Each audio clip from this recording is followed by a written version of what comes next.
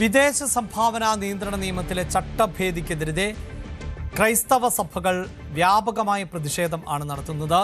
ഇന്ന് രാജ്യവ്യാപകമായ പ്രാർത്ഥനാ പ്രതിഷേധം ആണ് നടക്കുന്നത്. പ്രത്യേകിച്ച് കത്തോലിക്ക സഭയുടെ പള്ളികളിൽ ഉൾപ്പെടെ പ്രാർത്ഥനാ യോഗങ്ങൾ ചേരുന്നുണ്ട്. രാജ്യത്തെ സന്നദ്ധ സംഘടനകളുടെ പ്രവർത്തന സ്വാതന്ത്ര്യം തടയുന്ന ഒന്നാണ് കേന്ദ്ര സർക്കാരിൻ്റെ ഇപ്പോഴത്തെ ഈ ചട്ടമാറ്റങ്ങൾ എന്നതാണ് പ്രധാനപ്പെട്ട ആരോപണം. ക്രൈസ്തവ സഭകൾക്ക് ഇതുമായി ബന്ധപ്പെട്ട് വലിയ ആശങ്കയുണ്ട്. ഒപ്പം കേന്ദ്ര ആഭ്യന്തരമന്ത്രി അമിത്ഷായുമായി നേരിട്ട് കൂടിക്കാഴ്ച നടത്തി ഇത്തരം ആശങ്കകൾ അറിയിക്കുക എന്നതുകൂടിയാണ് ക്രൈസ്തവ സഭകളുടെ നിലപാട്. ഇപ്പോൾ വാർത്തയുടെ വിശദാംശങ്ങളുമായി ഡാനി ഇപ്പോൾ ആണ് ചേരുന്നത്. ഡാനി, ഈ ചട്ടങ്ങൾ മാറ്റിയതോടുകൂടി 5 വിഭാഗങ്ങളിലായി 105 മേഖലകളിൽ മാത്രമായി ഈ പ്രവർത്തനം ചുരുങ്ങുകയാണ്. മറ്റൊരു ഓപ്ഷനിലേക്കും പോകാൻ സന്നദ്ധ സംഘടനകൾക്കോ NGO-കൾക്കോ ഒന്നും സാധിക്കാതെയുമാകുന്നു. അതിലുള്ള ആശങ്കയാണ് ഈ പ്രതിഷേധമായി മാറുന്നത്.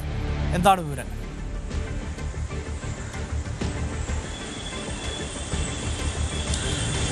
അഭിലാഷ്, ഇക്കാര്യത്തിൽ ക്രൈസ്തവ സഭകൾ ഇന്ന് ഒരു പ്രാർത്ഥനാ പ്രതിഷേധ ദിനമായിട്ട് ആചരിക്കുന്നു. പ്രാർത്ഥനാ ദിനം എന്ന രീതിയിൽ തന്നെയാണ് അവർ പറഞ്ഞിരിക്കുന്നത്. കത്തോലിക്ക സഭയുടെ കീഴിലുള്ള പള്ളികളിൽ പ്രത്യേക പ്രാർത്ഥനകളിൽ നടക്കുന്ന സമയത്ത് ഇത്തരം കാര്യങ്ങളിലൊരു ഭേദഗതി അനുഭാവപൂർവ്വം പരിഗണിക്കണമേ എന്ന രീതിയിലുള്ള ഒരു പ്രാർത്ഥനാ ശുശ്രൂഷയാണ് ഇതിൽ നടക്കുന്നതെന്നാണ് മനസ്സിലാക്കാൻ സാധിക്കുന്നത്.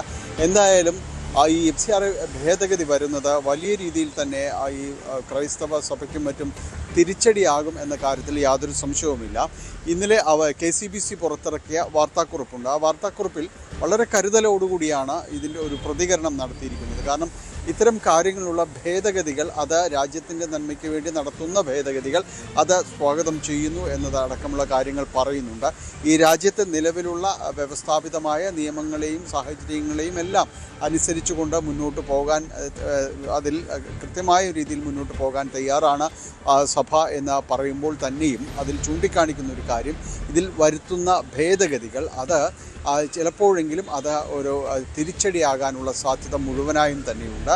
അത് ഈ പല ഭരണഘടന ഉറപ്പു നൽകുന്ന പല മൗലിക അവകാശങ്ങളുടെ മേലുമുള്ള പല ചോദ്യങ്ങളും ഇതുമായി ബന്ധപ്പെട്ടുകൊണ്ട് ഉയർത്തുന്നുണ്ട് എന്നതുകൂടി KCBC ഓർമ്മിപ്പിക്കുന്നു. സഭ ഇത്തരം ഈ നിയന്ത്രണങ്ങൾക്കുള്ളിൽ നിന്നുകൊണ്ട് തന്നെ മുന്നോട്ട് പോകാൻ തയ്യാറാണെന്ന് പറയുന്നവരുടെ തന്നെയാണ് ഈ വാർത്താക്കുറിപ്പിൽ ഇതും കൂടി സൂചിപ്പിക്കുകയും ചെയ്യുന്നത്.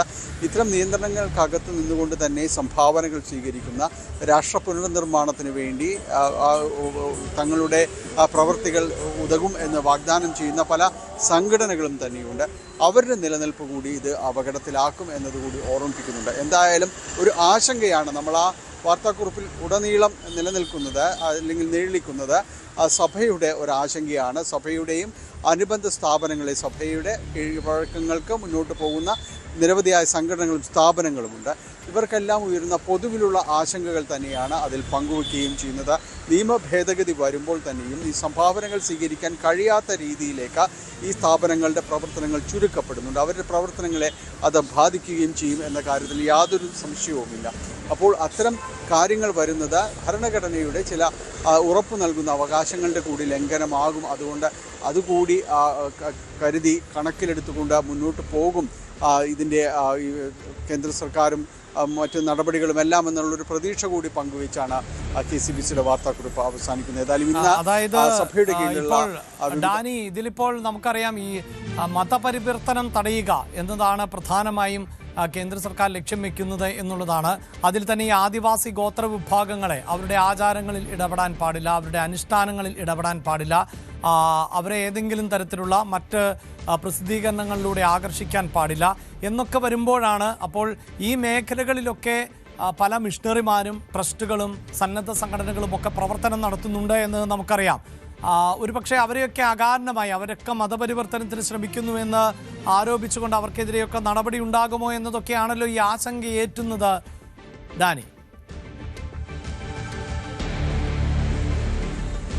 തീർച്ചയായും അതുകൊണ്ട് തന്നെയാണ് ഈ ഒരു നിയമ ഭേദഗതി വരുമ്പോൾ തന്നെയും അതിൽ സഭയ്ക്കും തിരിച്ചടിയാകുന്നത്. വിവിധ കേന്ദ്രങ്ങൾ പ്രത്യേകിച്ച് കേരളത്തിന് പുറത്ത് നടത്തുന്ന ഈ പ്രേക്ഷിത പ്രവർത്തനങ്ങൾ അടക്കമുള്ള കാര്യങ്ങളുണ്ട്. നിരവധിയായ കാര്യങ്ങളിൽ ഇടപെടുന്നുണ്ട്. അവിടെയാണ് മതപരിവർത്തനം എന്ന കാര്യം വളരെ രൂക്ഷമായി ആരോപിക്കപ്പെടുന്ന ഒരു മേഖലയും അത് തന്നെയാണ്. പ്രത്യേകിച്ച് നേരത്തെ അഭിലാഷ് സൂചിപ്പിച്ചതുപോലെ ഈ ഗോത്രവർഗ മേഖലകൾ അടക്കമുള്ള ഇടങ്ങളുണ്ട്. അത് പ്രത്യേകിച്ച് ഈ മറ്റ് സംസ്ഥാനങ്ങളിലേക്ക് ചെല്ലുമ്പോൾ, ഉത്തരേന്ത്യയിലേക്കും മറ്റും ചെല്ലുമ്പോൾ പല കേന്ദ്രങ്ങളിലും തന്നെയും ഈ സഭയുടെ പ്രവർത്തനങ്ങൾ ഇവിടെ എല്ലാം തന്നെ നടക്കുന്നുണ്ട്. അതിൽ അവിടങ്ങളിലെല്ലാം തന്നെ ഈ മതപരിവർത്തനം ആരോപിക്കപ്പെടുന്ന പല മേഖലകളുമുണ്ട്. നമുക്കറിയാം, കഴിഞ്ഞ കുറേ നാളുകളായിട്ട് ക്രിസ്ത്യൻ മിഷണറിമാർക്കും നേരത്തെ വൈദിക സന്യാസിനികൾക്കും എതിരെ നടക്കുന്ന ചില അക്രമ സംഭവങ്ങൾ അടക്കമുള്ള കാര്യങ്ങളുണ്ട്. അതെല്ലാം തന്നെയും ഈ മതപരിവർത്തനം തന്നെ ആരോപിക്കപ്പെട്ടുകൊണ്ടുള്ളതായിരുന്നു. അത്തരം കാര്യങ്ങളെല്ലാം തന്നെ ഉണ്ടായിരുന്നു. അതെല്ലാം ഇതിനോട് ചേർത്ത് വായിക്കുന്ന കാര്യങ്ങൾ തന്നെയാണ്. കാരണം ഇതിനെല്ലാം വേണ്ടിയുള്ള പണം വരുന്നത് ഇപ്പോൾ ഈ FCRA അനുവദിക്കപ്പെടുമ്പോൾ അതിലൂടെ വരുന്ന പണം പലപ്പോഴും ഇത്തരം കാര്യങ്ങൾക്ക് വേണ്ടി, ഇത്തരം മതപരിവർത്തനങ്ങൾക്ക് വേണ്ടി ഉപയോഗിക്കപ്പെടുന്നു എന്നതാണ് സഭയ്ക്ക് എതിരെയുള്ള പ്രധാനപ്പെട്ട ഒരു ആക്ഷേപവും ആരോപണവും എല്ലാമായിട്ട് വരുന്നത്. എന്നാൽ തങ്ങൾ അങ്ങനെയല്ല എന്ന് സഭ പറയുമ്പോൾ പോലും ചില കാര്യങ്ങളിലെല്ലാം തന്നെ ശക്തമായ എതിർപ്പ് പല മേഖലകളിൽ നിന്ന് ഉണ്ടാകുന്നുണ്ട്. വിവിധ ഹൈന്ദവ സംഘടനകളുടെ മേഖലകളിൽ നിന്ന് ഇത്തരം കാര്യങ്ങൾ ഉണ്ടാകുന്നുണ്ട്. അതുകൊണ്ട് ഇത് ആ രീതിയിൽ ഉയർന്നു വന്നിട്ടുള്ളതാണ് എന്നതാണ് സഭയുടെ ഭാഗത്തു നിന്നുകൊണ്ട് പറയുന്നത്. ഇത്തരം കാര്യങ്ങൾ ചൂണ്ടിക്കാണിച്ചുകൊണ്ട് ഇങ്ങനെ ഒരു നിയന്ത്രണം കൊണ്ടുവരാൻ ശ്രമിക്കുമ്പോൾ അക്ഷരാർത്ഥത്തിൽ പ്രതിസന്ധിയിലാകപ്പെടുന്ന സഭയുടെ മറ്റ് പ്രവർത്തനങ്ങളുണ്ട്.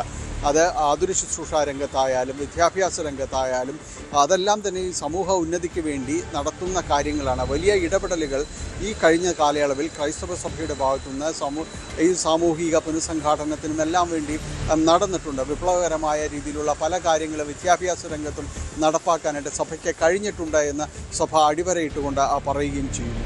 പക്ഷേ അവിടെയെല്ലാം തന്നെയും ഈ മതപരിവർത്തനം എന്ന കാര്യം അവിടങ്ങളിൽ മറ്റൊരിടത്ത് നടക്കുന്നു എന്നതാണ് ഇതുമായി ബന്ധപ്പെട്ട ആരോപണം ഉന്നയിക്കുന്നവർ ചൂണ്ടിക്കാണിക്കുകയും ചെയ്യുന്നത്. അപ്പോൾ ഇതിലൊരു സങ്കീർണതയുടെ വിഷയങ്ങൾ എല്ലായിടത്തും തന്നെ കടന്നു വരുന്നുണ്ട്. അതുതന്നെയാണ് ഇനിയിപ്പോൾ അടുത്ത ദിവസങ്ങളിലും കൂടുതൽ ചർച്ചയാകാൻ പോകുന്നതും അത് തന്നെയായിരിക്കും.